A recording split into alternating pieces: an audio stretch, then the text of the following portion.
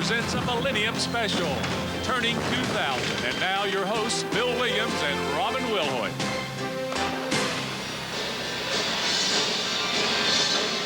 In less than an hour, it will finally be the year 2000. It will be the new year, the new century, the new millennium. You've seen celebrations around the world across the country. We're celebrating here in Knoxville and throughout the entire area. Good evening. I'm Bill Williams. And I'm Robin Wilhoit. As you said, we are celebrating. So are hundreds of people here at the Hyatt Regency. About 1,600, I am told. As you can hear, a lot of great music, a lot of great fun, a great party. Yes, indeed, it is a party, and we didn't know for sure this morning if it was going to be. We weren't sure if it was going to be a party or a panic. As a matter of fact, that was the headline in the Knoxville News-Sentinel. Early this morning, it was still uncertain. What will Y2K mean to the year 2000? Well, as the year 2000, as Y2K has swept across the globe, we're finding out the Y2K bug is on holiday. And that's what we like to hear for sure. Throughout the newscast, we're going to be checking in at a number of locations throughout East Tennessee. First and foremost, we're going to KUB. Going to see how things are going leading up to Y2K. Also, we're going to be paying a visit to Baptist Hospital, where they are hoping to have the Millennium baby, Bill. Absolutely, a brand new life. Well, there are a lot of people who have been living a good part of their lives right in this millennium. We're going to be talking with those senior citizens, Ken Schwal will, at the O'Connor Senior Citizen Center. Also, we're going up to Gatlinburg, a big party in Gatlinburg. Ted Hall and Sarah Allen will be there. They have a ball drop as well. We're going to see that. And a place where there's always a party, the Strip. We'll be checking in there as well. Well, right now, though, we do want to go down to KUB and Laura Hatch. We're going to find out if Y2K is okay. Laura? Well, Bill and Robin, so far so good at KUB. It is very quiet out here, and that is just fine with the folks that are out here. We are outside of the Engineering and Operations building at the KUB facility on Middlebrook Pike. KUB has about 220 people working tonight to make sure your heat, gas, and water keep on running throughout the evening. Now, utility trucks headed out about 45 minutes ago to various points across the service area. They're on standby just in case the computers do go down or there are other problems. There is one power outage reported now to one customer in Lonsdale. That's the sole outage KUB is reporting right now. People have been monitoring the computer controls all night. KUB has 4 times the normal staff on duty this evening just to make sure there are no problems. Again, no problems are expected, but workers are ready to do it the old-fashioned way, by hand if necessary. People out there at what we feel to be the most critical points who can step in and operate manually and communicate back with our control room.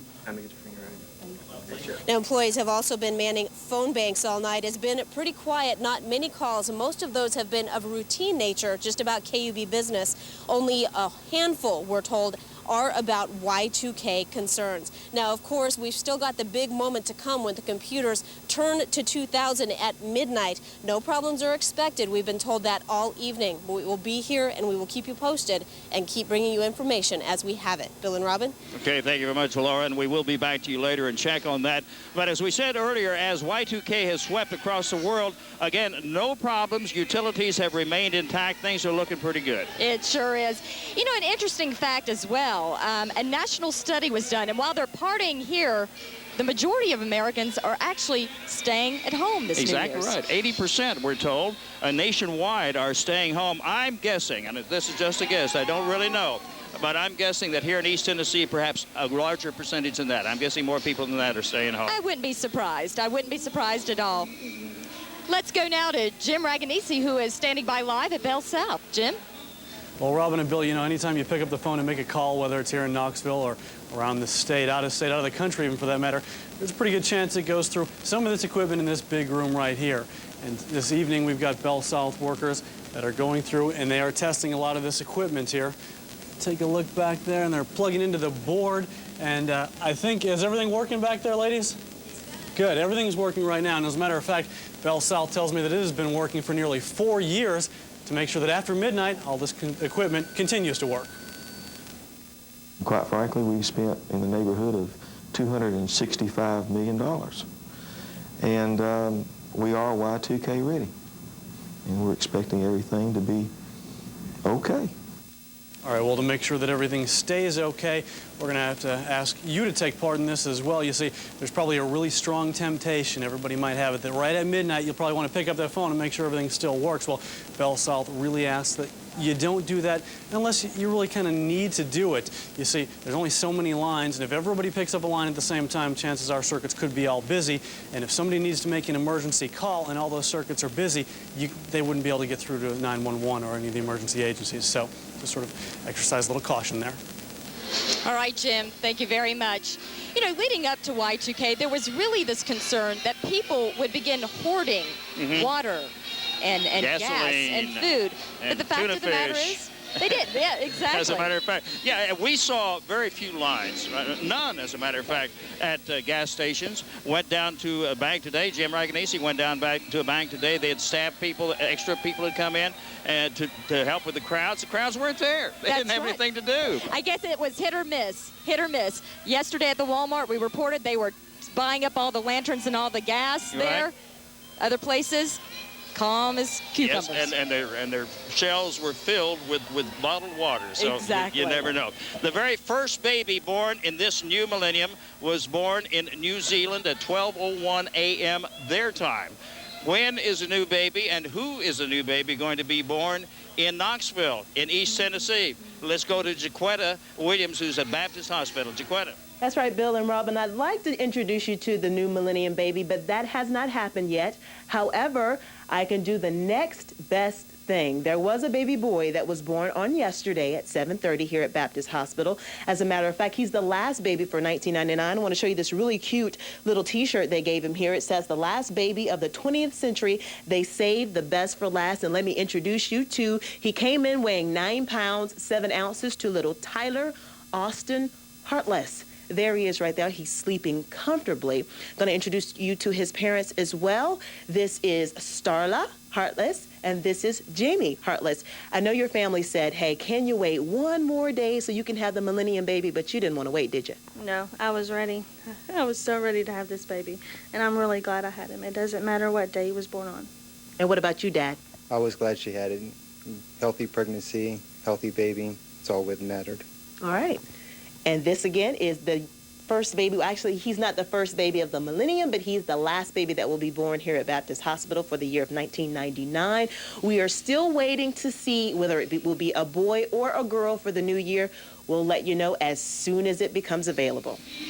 Okay, thank you very much, Jaquetta. Of course, it's very possible that that first baby of the new millennium could be born here in Knoxville at any of the other hospitals, and so we'll certainly let you know. Back to the phones. Jim Raganese mentioned something which triggered a thought in my mind. He said, don't be calling somebody at midnight if you can keep from it. Good idea, because that is the one problem that has occurred in some of the other countries. Some of the other countries have had so many people on the phones that it's, you know, like a busy signal. Not a Y2K problem, a people problem. They just wanted to call Mom and Dad and say, hey, Happy New Year. Well, you may want to refrain. Say, you know, put it off for 5 or 10 minutes, all right? Exactly.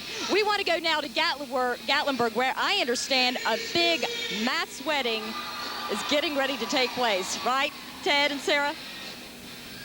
Bill and Robin, they're celebrating on a bunch of different levels here in Gatlinburg. This is just one of them. Several levels, including the $1,000 a plate celebrations going on at several of the hotels downtown as well. We weren't invited. You can tell we're in a wedding megalopolis here. In fact, they have 3 ministers working overtime. As you can see from some of the video that we shot just a couple of moments ago, they are working 3 weddings at a time here as everybody wants to get married at midnight, but there's only 3 spots available to get married at midnight, so others are saying, well, 11 o'clock, okay, I'll take it. Also down on the streets, they expect about 25,000 people to be at the big ball dropping here in Gatlinburg. People from all over the area. We saw some people from Alabama, from Florida. They say this is the next best thing to, well, basically to New York City. It really does have that atmosphere down there. When we walked around, it felt kind of like a Bourbon Street. Talk about a completely different atmosphere, though. Take a look at what's going on here. We've got the wedding chapels right behind us. But then you walk up just a little ways, and before you know it, you're in the sawdust floor. We're heading into the old-fashioned tent revival. You can see the large tent they've set up. Of course, as Ted said, the sawdust on the floor. You come inside. Come on in. Into the revival. This is Reverend Ed Taylor. Reverend Ed, tell us about this. Most of the folks are out there whooping it up, making noise, waiting for the ball to drop. Little different atmosphere here. Oh, yes, for sure. Well, we're in an old-fashioned tent here. Right in the middle of Gatlinburg. People are coming here to renew their vows. 11:30, we're going to have a group renewal ceremony here for people to renew and pledge afresh their news as we go into the new millennium. What's the importance of having an actual revival, a religious ceremony on the New Year's Eve? Well, we've thought for some time since we have this property, we're building a 500-seat music hall right here, starting right after we move this tent off in the year 2000, and we're going to have this every night.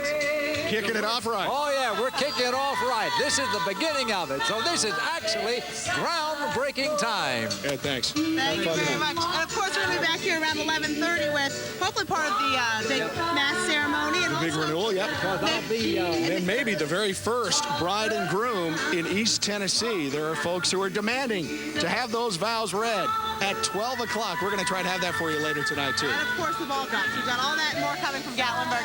But for now, back to you, Bill and Robin. All right, guys, thanks a lot.